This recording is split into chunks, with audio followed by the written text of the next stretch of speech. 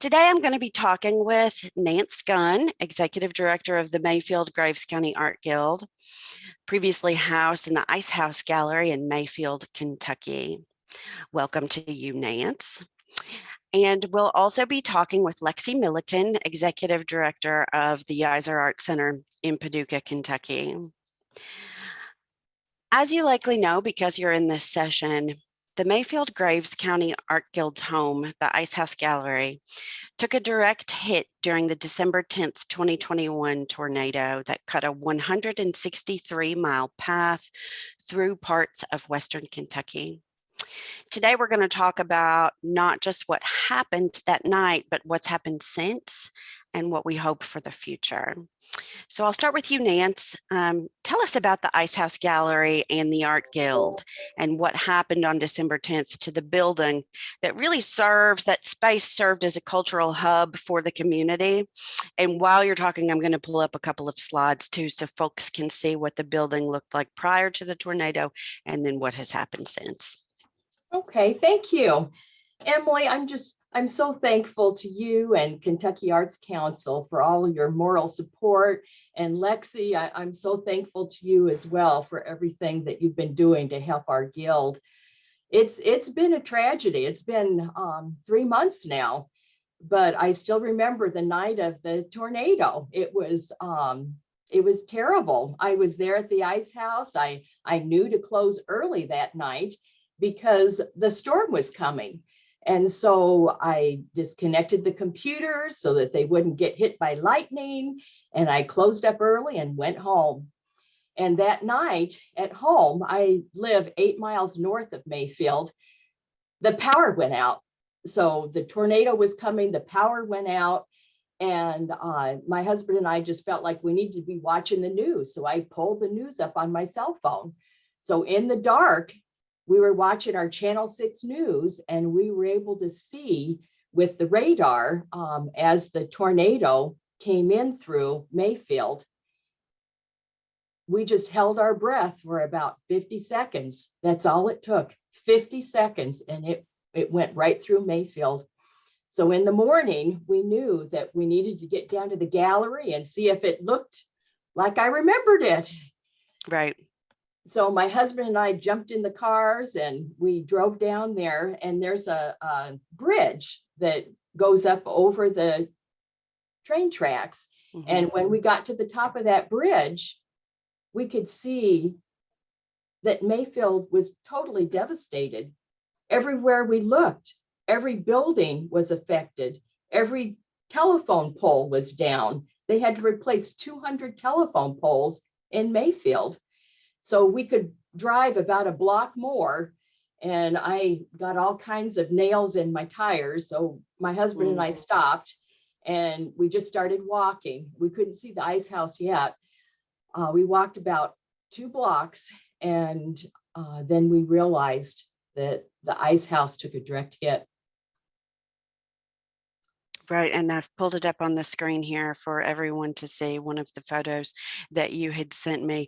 Now, tell me this, did you know or did you suspect that the building had been hit? Did you know for certain? Had anyone let you know that that had happened? We did not know until that morning when we actually walked in and saw the devastation. And so this is the front of the building. My husband and I ran around to the back. And when we turned the corner, the whole building right around our restroom was just gone. And I realized that all that beautiful artwork that we owned that was in the restroom was just gone. The tornado had actually picked up the toilet and just threw it into the gardens in the back. And so my husband and I were just thinking, we got to see if there's any art that we could save. And so going into the gallery from the back, it's like the Ice House imploded. All of the doors, all of the windows went in, and the roof was taken off the top, and the art just went right out through the tornado. Was like a vacuum cleaner. It just sucked it right out the top. And so we went in, and everything was just covered with mud. And so we were just looking to see if there was anything left that we could possibly save. And there were a few things that looked like they were in fairly good shape. They were just covered with mud. And so that started the process of trying to save the art. In the picture there, you can see me talking with Brent McKinney. He was the sculpture of the statue on our front porch. And later he returned with a concrete company, Schmidt Concrete, and we were able to rescue this statue he created off the front porch and get that located to the local Graves County Library. And so that first 2 weeks, it was all about just trying to pull out what art we could and reenact it with the artists. Mm-hmm. That statue, is it this statue that's in this photograph that's on Yes. the porch there? Yeah. Yes, and so it was quite an ordeal because we had to clear the debris just to get a forklift up to it so that we could lift it in two pieces to very carefully get it off that front porch. And there's a video of that on your Facebook page, isn't there? Of that move. I thought that I've seen it somewhere. I thought it was on your Facebook page. You've done such a great job of keeping everybody informed about everything that's going on. Yes, yeah. Our Facebook page is Ice House Gallery, and it's a pretty active page even now. I'm actually gonna stop this share here just for a moment. So when you talk about the gallery, I know that at the time of the tornado, you had an exhibit on view that was a very large exhibit. And then of course, also the gallery gift shop itself. Can you talk about the number of artists who were affected, how much of the artwork was lost? A little bit about the artists in the gallery and also where they're from. Yes. So I was really floored when I started putting together our insurance claim. There were 109 artists that I put an insurance claim in for. And so some of them had multiple pieces in the gallery. Some of them maybe just one piece. And the pieces were all totally affected differently. Some of them were just covered with mud. Others were just sucked out through the ceiling and they're missing, they're gone. Others were damaged beyond recognition. And so it was really hard trying to put all this together. I have artists that are still asking me if I can possibly find their art. Right. How many pieces were you able to recover? I don't have a count on that. I went in with my husband to begin with, and we tried to get out anything that looked like it was still, fairly pristine. And that was probably about 30 pieces. And then when people realized that they could get into the ice house, I had artists going back in and bringing me just truckloads of artwork.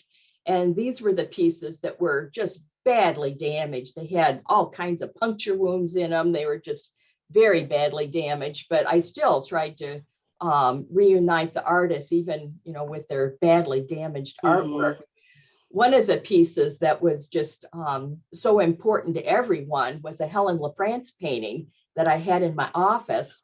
And luckily, my husband's in pretty good shape. He was able to jump through this little tiny window to get into my office. And I'm not even sure how we got that painting out. It's a huge painting, but we were able to pull it out through that window and rescue it and get it repaired so that our precious Helen LaFrance painting lives on. Yeah, I'm going to share the screen again so that everyone can see the painting. And can you talk a little bit about what the damage was to the painting, and also to share with everyone who Helen LaFrance was? I know Miss LaFrance died a couple of years ago, but she's such an important painter nationally, and also, of course, lived her entire life in Mayfield. So can you talk about her a little bit in this painting and what happened and how it was repaired? you can kind of date her work by her signature. So this is an extremely early work by Helen LaFrance because it just says Helen. This was gifted to us about 3 years ago. And so we've been so proud to have this because it seems like everyone in Graves County knows who Helen LaFrance is. She had all kinds of art galleries that she would paint out of through the years, and people would come to her and commission a piece or buy a piece from her. Her artwork is all over Graves County. And some of her pieces were so famous that people like Brian Gumbel and Oprah Winfrey, they have bought her pieces as well. This particular piece, it was punctured in 3 places when the tornado hit, by the ceiling and the wall in my office. And even in its ravaged state, we were able to bring this painting to Paul Aho. You see him on the left. He's the director of the Paducah School of Art and Design. And from looking at this painting, he just did a marvelous job. You would never know that it was punctured the way it was. And my husband's on the right. He's the one that Bob Gunn jumped through the window and got it out for us. But Helen died little over a year ago at the age of 101, and she was still painting when she died. So last February, we had a Helen LaFrance tribute show. And in the past, when we've had them, people have brought all kinds of beautiful artworks, dolls, carved birds, and of course, her acrylic paintings. And it would just fill our gallery. But last February, it was very tough. People just realized that she was gone. There would be no new Helen LaFrance paintings. And so we had a really hard time putting that show together because everyone I asked said, well, I want to keep my art at home. But Right. yeah, she's just very, very beloved artist from Graves County.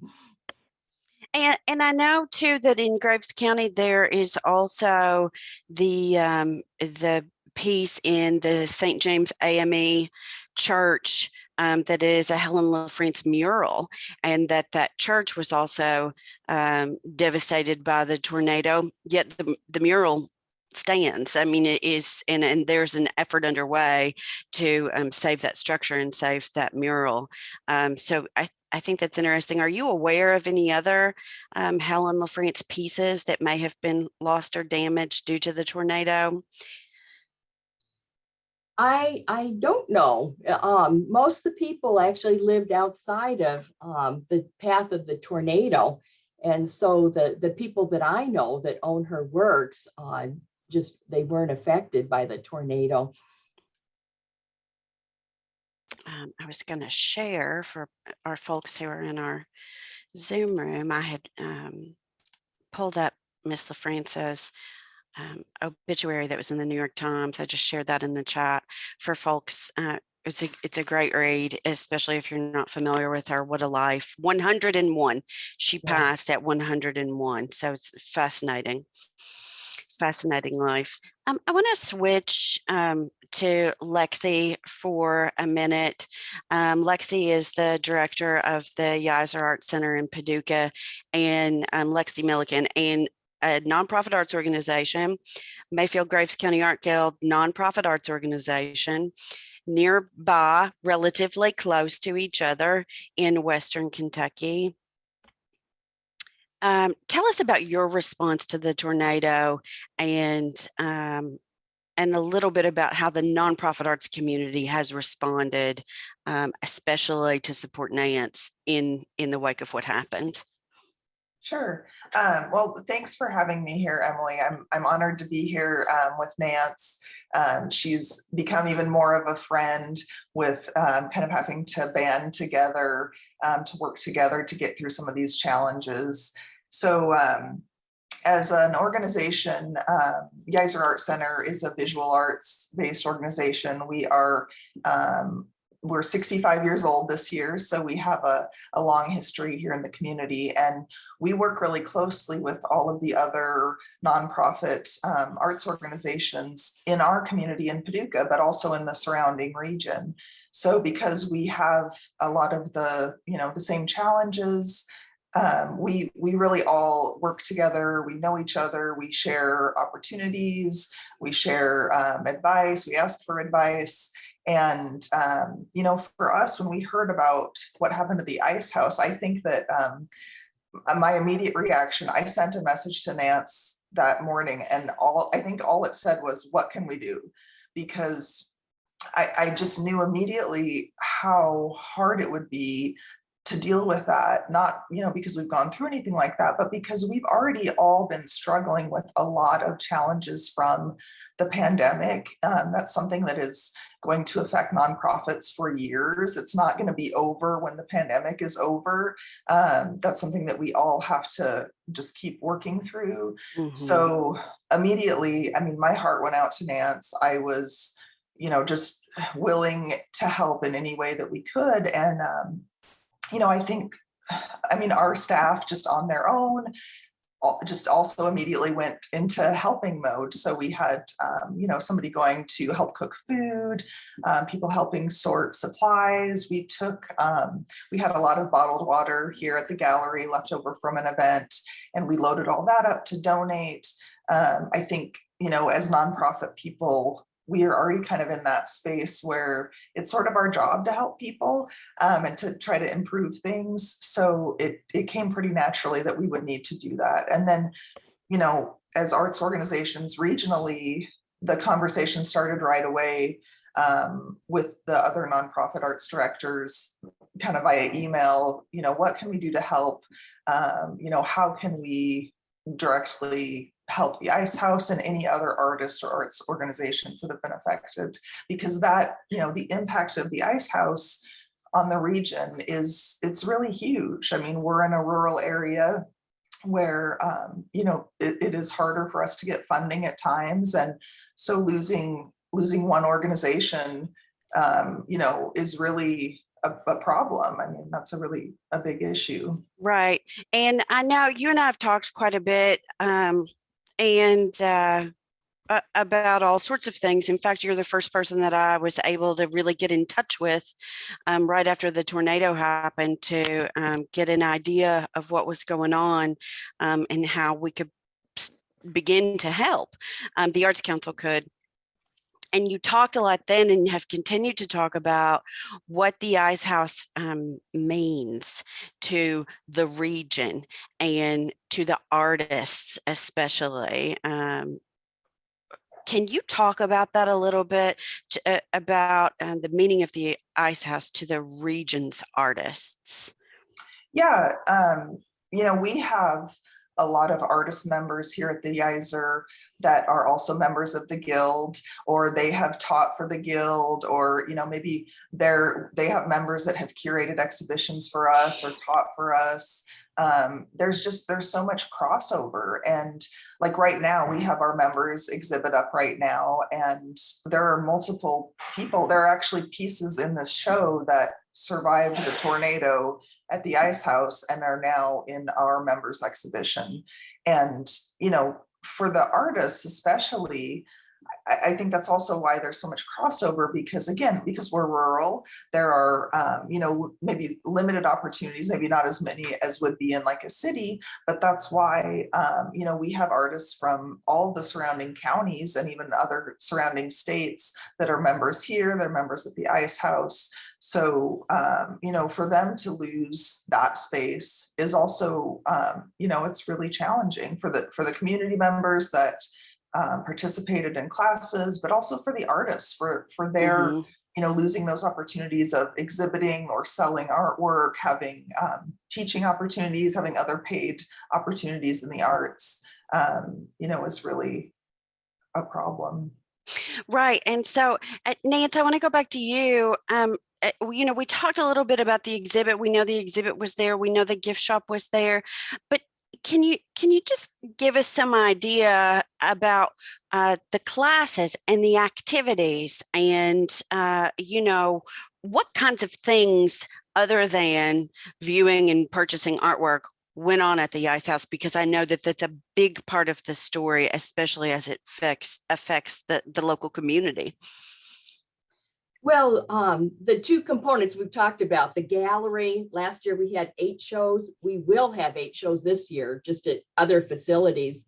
We talked about the gift shop. We had people from neighboring states, neighboring counties that sold their artworks through our gift shop. But the third component is our workroom. In our workroom last year, we had over 50 classes that were held there. And we had 3 kids' summer art camps. And that's been huge for me right now, is to continue our programming. And we've just been so blessed with this area. They just opened their facilities to us. So we're able to have all of our kids' summer art classes at the Cooperative Extension. If we run out of room or dates that we can do it there, the Graves County Public Library is letting us teach classes there. Tomorrow night, we're having a reception for our elementary school students, and it's going to be at the Graves County High School. And so we're excited about that. I don't want you to skip past the details of that exhibit, because I think it's such a great exhibit. Will you talk a little bit about what that is, that Graves County Elementary Schools exhibit? Can you go into a little detail about that? Yes, every year we have a Graves County Elementary School art exhibit. And the art teachers at all the elementary schools this year will have 6 participating, choose their best artworks from their students that are in kindergarten through 6th grade. And so I had them all hung there last week. We got the labels all put up yesterday. So it's a beautiful display in their Performing Arts Center. And these kids will come tomorrow night with their parents, and it's just a magical evening for everybody. And that was an event that was normally held at the Ice House.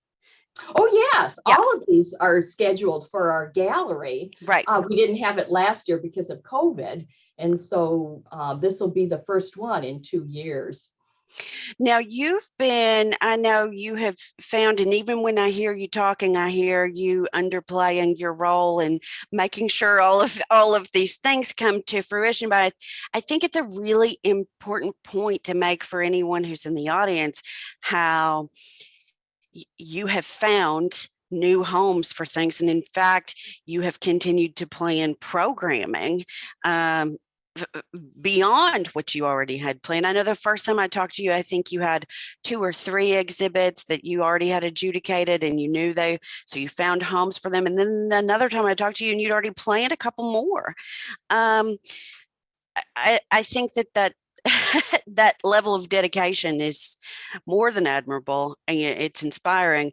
Can you talk about why that has been so important for you to do, and who else has helped you as far as organizations in the area? Well, it's been pretty miserable after the tornado, trying to get insurance claims together and returning people's damaged art. It's been miserable. And so for me to get back into loving my job again, it's all about the programming. It's all about hiring teachers to teach art classes. It's all about finding facilities where we can have these gorgeous art shows. And so people have just been coming out of the woodwork and offering their facilities. And we have never really showed anywhere else besides in our gallery. And so it's kind of liberating to think, we're traveling to all these other places that we've never been before. And so our 3 juried art shows that I did not think would happen at all this year. The Paducah City Hall has welcomed us with open arms. And so we're going to be able to do those 3 juried shows there. That's amazing. That's really wonderful. How many members do you have in the guild? Right now we have 285. Mhm. And can you tell our folks what you're doing right now to use a membership drive as a way to fundraise for the guild and Yeah. how they can participate? Well, at the Ice House, that's our nickname. We're really the Mayfield Graves County Art Guild.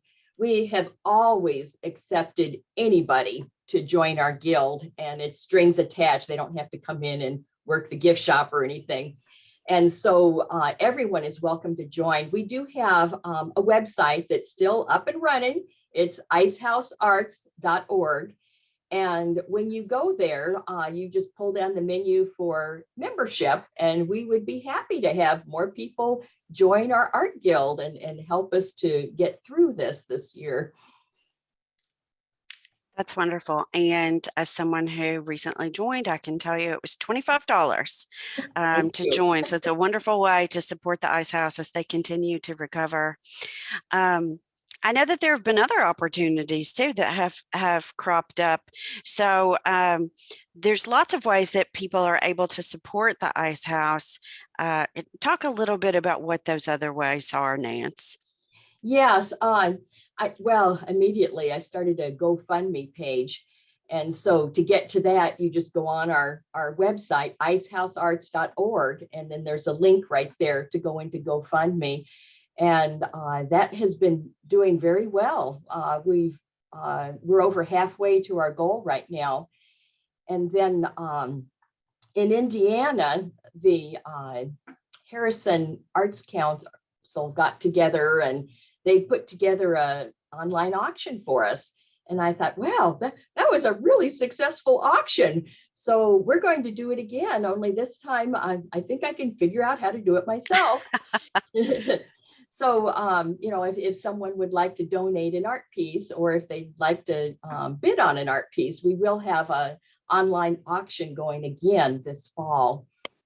In the fall. Okay. Lexie, tell me because I know you have run some fundraising activities. Tell me about some of the other fundraising activities that have taken place to benefit the Ice House. Well, right away, we asked for donations for the Ice House. We had a reception scheduled for that weekend, and because it was already in the works, we went ahead and held the reception, but we asked that people donate funds for the Ice House or items to be donated to other people in need in the area. And we were able to raise a few $100s through that fundraiser. And then we've also shared the Ice House's GoFundMe. We've shared all of that information through our networks of email and social media to try to help get them more of that attention and support that they need. So, Lexie, can you go deeper into, we know, and I think that we know how news cycles run. Everybody knew about the tornado. Everybody in the nation knew about the tornado. Different parts of the world knew about the tornado right after it happened. And we learn about disasters and they quickly fade from our news cycles because there are other things, that happen that end up above the fold. So, but we also know that this tornado recovery for Nanc and for so many others across the entire area of Western Kentucky, it's going to be years. It's going to be a long time. I know that arts organizations in the region are doing everything they can to help. And I also know, as you mentioned earlier, that everybody's already stretched pretty thin because of COVID. And so what are the concerns there for, how to deal with this and how to continue to be supportive in the long term, knowing that it's going to be a long recovery? Yeah. Well, as we've talked about today, there have been so many organizations that have jumped in to help, again, because that's kind of where, that's where our strengths are. That's just what we do. That's the kind of people we are. But, The Clemens Fine Arts Center did a fundraiser. You've had this help, from the Harrison County Guild and from all these other places. We, at the Yeiser, we offered up our staff to help with some administrative things for the Ice House, just anything that we can do to help. And we're happy to do that. And I think for all of us, sharing our resources in that way makes a lot of sense in this moment. But long term, it is really, it's hard to think about getting back to our regular kind of fundraising, getting the support we need financially, because we've gone through the pandemic. We're still dealing with it. We weren't able to hold a lot of our in-person fundraisers and events that brought in funding. Now we're dealing with the tornado, where there are other human needs in the region that have to be addressed that are much more pressing than the arts, but it's so important to remember the economic impact of the arts organizations in our region. We contribute to direct tourism money and, entertainment in the area and, educational opportunities for people. So the arts really, really need support along with those human needs organizations, because we are the reason that people, want to visit here, that they want to, continue to live here. We bring joy and happiness and creativity to an area that's struggling with a lot of sadness from the tornado, a lot of loss, and a lot of loss that's going to last for a long time. So I think if I can boil it down, the number one thing we really are going to need continued support on is really, more funding opportunities. And, at Yeiser, we host a free community festival every year. So we're getting ready for our Lower Town Arts and Music Festival, which is in Yes. May. And, it's a really fun event. There's live music and there's artist booths and there's local food and drinks. And, we always have different things like that where we have sponsorship opportunities. We want people to come and enjoy themselves, but we want to be able to host that kind of event and be successful by having the financial support we need. Same with the Ice House and all of the other arts organizations. We all have these community events and fundraisers, free activities for the community, free educational things throughout the year. And we are really going to need support on those things. Mm-hmm. And how do you feel like, or what would be some ideas that you might have about how the statewide arts community could be supportive also of the arts community, the regional arts community, because we know we've heard from people all over the state in the arts who are interested in trying to find ways to support the Ice House and also their fellow arts organizations in the region. What are some ways people could do that? Well, I think, like you mentioned, the Ice House membership is $25. You can be a member and live anywhere. You can be a member at the Yeiser for $50. You can be a member at the Art Guild of Paducah, I think, for $25. There are all these organizations that you can support through membership dollars, and you don't have to live in that town. So that's a really direct, easy way that you can help support those organizations. And there are also volunteering opportunities and serving on boards or committees, attending events, sharing events on social media. All those things really help. Nanc, I guess the same question for you. What kind of support does the Ice House need directly from the larger arts community in the state? Well, there are two things that we're very into right now. One is the programming. And so we very much want people to get involved with the programming that we're doing this year, the classes that we set up, taking the class, being a teacher for classes, and then attending the shows that we're going to have so that we can see that, that art is important. People are interested and they want to see and be involved in it. The other part is just, we're going to be looking for a new home. And whether we take possession of the ice house and rebuild that, or whether we go out and find our own facility and just start all over again in another location in Graves County, that's another part which I'm still trying to wrap my mind around. Right, it's up in the air because the building you were in was not owned by the guild itself. So not only did you lose the space you were in, you also didn't own the space you were in. So figuring out what to do next is a challenge, and that's ongoing, correct? Yes, yes. And so I've been focusing on all the programming because it's an easy reward. It's just wonderful. We're sponsoring 2 kids to go to summer art camp at Murray State, and the scholarships and all that is just so much fun.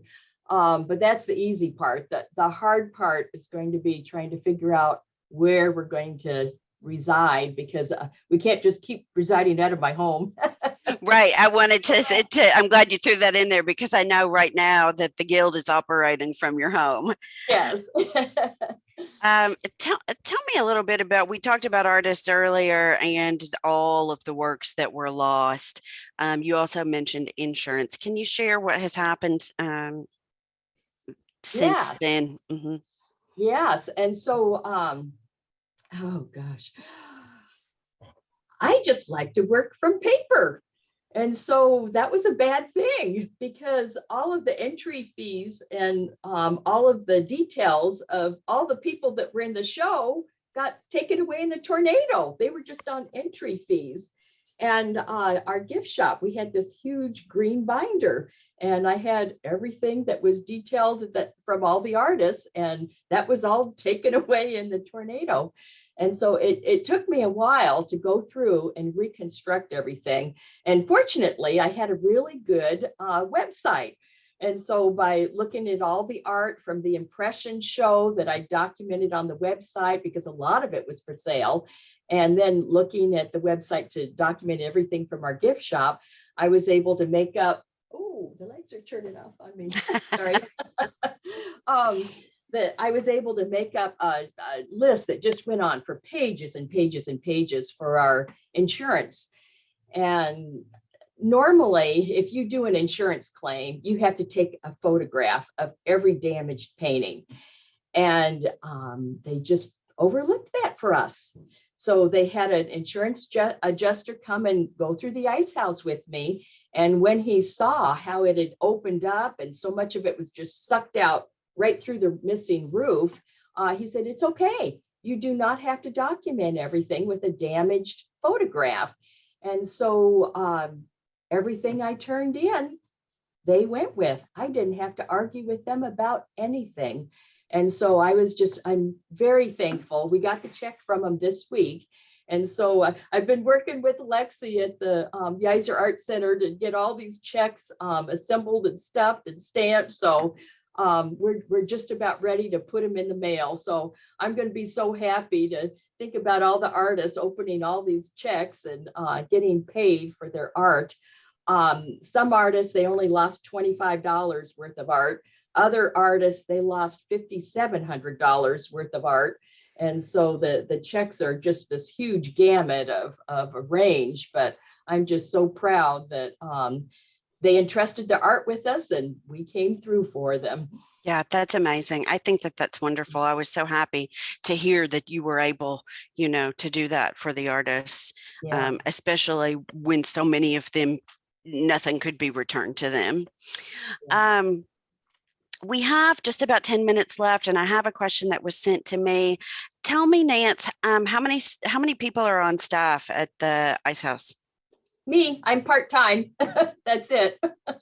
So we have one person on staff who's a part-timer who's handling all of these things, which I think is extra remarkable, that you've been able to accomplish so much when you are a part-time employee of the guild. So again, it's amazing.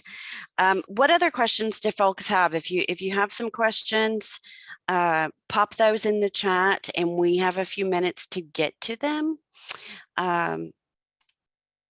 If not, I'm going to just keep asking questions of Lexie and Nance. Lexie, Well, you I'm had, wondering about that, the video that the college put together about the I had Helen hoped to be able to LaFrance. show it, and I couldn't get it to come up earlier Oh, to okay. show it. I wasn't able to, which is really disappointing because I wanted to share that with everybody. But you can see it. Actually, Nancy, explain what the video is. Well, the video is just about Helen LaFrance. And so I'm just constantly trying to promote artists. In February, I was going to have this awesome African-American artist show. And there are a few artists that have only shown in our gallery. And when I went to the Paducah School of Art and Design, they said, okay, we'll let them show here. And so people that had never shown at the Paducah School of Art and Design were able to show in the Bill Ford Gallery. And they did a really great job making a video of each of those artists and publicizing it all over. And then they made a video of me talking about Helen LaFrance. So Helen LaFrance is an African-American. And so it worked out perfect for her painting that you saw a picture of to be displayed as part of this show in the Bill Ford Gallery. And that's pretty much what I talk about in the video, is just how exciting it was that Paul Aho was able to repair this painting so that looking at it, you can't even tell. You can't even tell that it was punctured in 3 different places by the ceiling and the wall. He did a great job for us. And they're also safely storing that painting for us until we have a facility again to bring it back to Graves County. Yeah, that's great. It's a wonderful video that is on your Facebook page. I know. Yeah. We have another question in the chat. Were museum collections at the Ice House? Were there any museum collections at the Ice House that were damaged? The Ice House was in 2 parts. Half of it was the Art Guild, and the other half was the museum.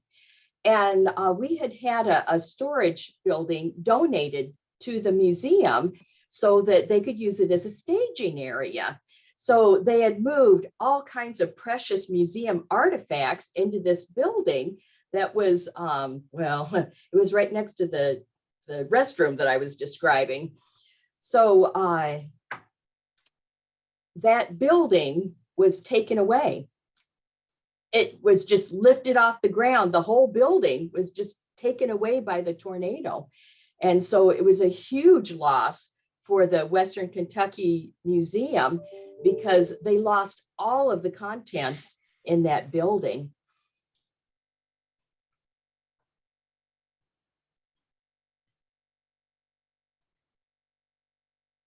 Thanks for that. And then also is there any work to recover those materials?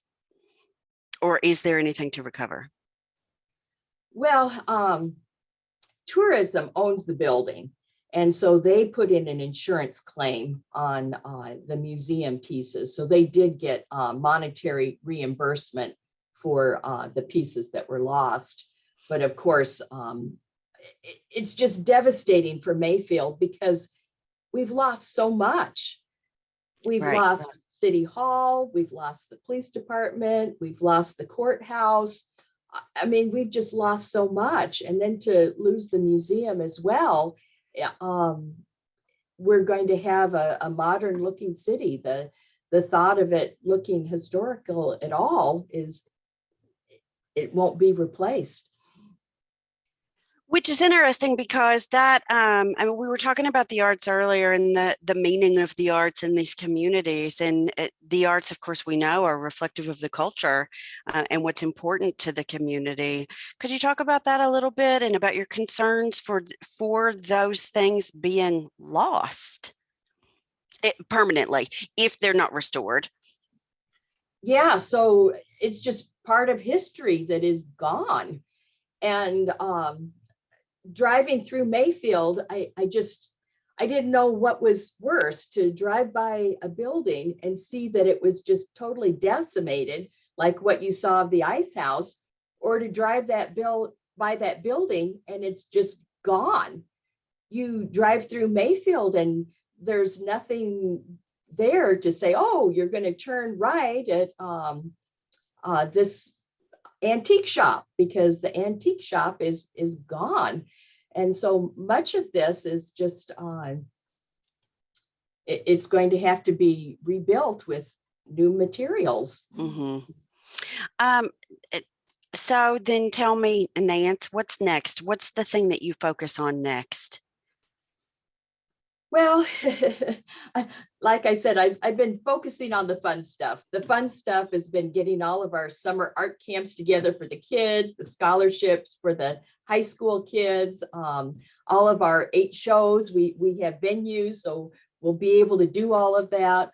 The next thing I'll have to do is raise funds, and hopefully all those businesses that have been coming through for us for years will come through for us again, because each of these juried shows, we have between $800 and $1,000 of awards that we give out.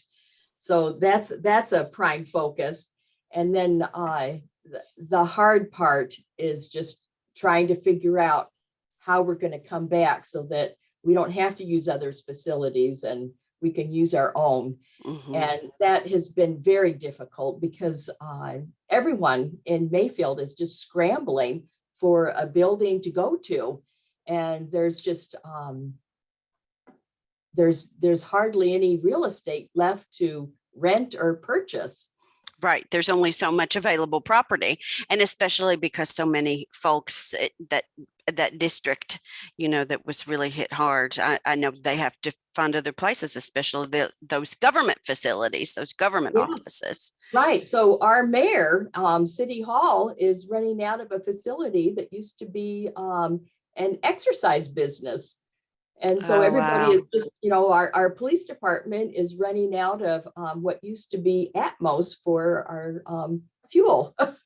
So they just had to revamp these buildings so they could find room for everyone. That's amazing.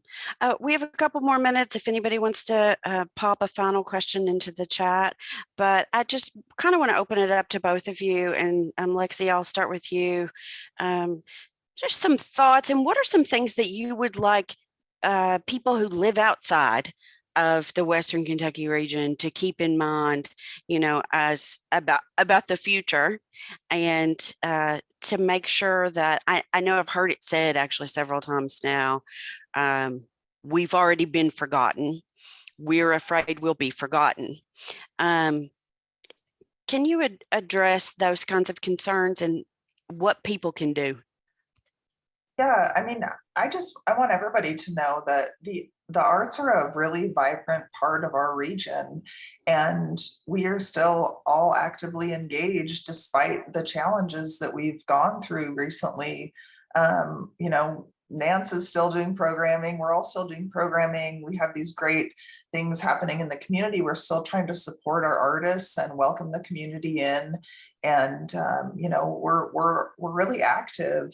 And I think that's just a testament to, our staff, our volunteers, all of the people that help us. And, I think something that we didn't really discuss very much is a lot of our artists have had additional challenges. Yes. With, losing property or, trying to help family members that had tornado damage. And, our artists aren't going to be able to work in the same way necessarily as they have been. And also, going through the pandemic, dealing with those different challenges. So, we have to be patient with our artists. Some of the people that maybe were teaching different classes or helping us in other ways might not be able to do that in the same way. So, despite that, we're all still here, and we're working really hard to make sure that we can continue to offer artistic and cultural opportunities and activities in our region. Thank you. And Nanc, I'll leave the final comments to you too. What would you like to share with everybody about what you think, how people can support you for the future? Well, I've been overwhelmed by the support that we've received already. And in the past, we we supported artists in Tennessee, in Southern Illinois, and all the surrounding counties for Graves County. And I've noticed that they're all still there. They're all still reaching out to us to be part of us. And we have even more people coming and reaching out to be a part of us. And so I hope that that will continue, and that people will still be very involved in the arts so that we can hopefully continue and thrive. Well, thank you so much. And thank you to you both. I really appreciate you taking some time to be here with us today. And I saw that Lexie put her information in the chat, and we had shared the Ice House Gallery's website earlier. I know that you can find both the Ice House and the Yeiser on Facebook.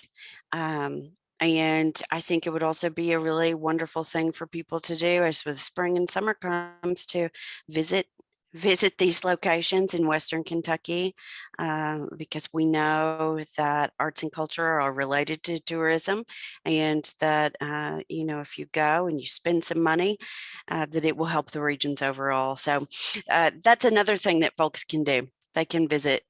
Yeah, Sarah put in the chat, visit Paducah. It's a great town. It is a great town. We love Paducah. So thank you for being with us and sharing with us. We will continue to follow the progress and remain involved. For those who are not aware, the Kentucky Arts Council is doing an assessment of tornado damage and the effects on the arts community in Western Kentucky, and we'll be continuing to do that assessment for some time, but hope to be able to share the results of that, the preliminary results of that very soon. I also want to share that tomorrow morning at 10 a.m. we will be airing on via Zoom and Facebook Live. Also, the Kentucky Governor's Awards in the Arts for 2021. That will be shown for the first time tomorrow morning at 10 a.m. Eastern. And we hope that you will join us for that also. And then remember too, if you are registered for any of our sessions, that you have the link to join me tomorrow morning at 11 a.m. Eastern or 1 p.m. in the afternoon for community conversations to give feedback on the future of the arts in Kentucky. I hope if you're able, you'll come and join me for those talks. So thanks again to Lexie. Thanks again to Nanc. And stay tuned for our next session.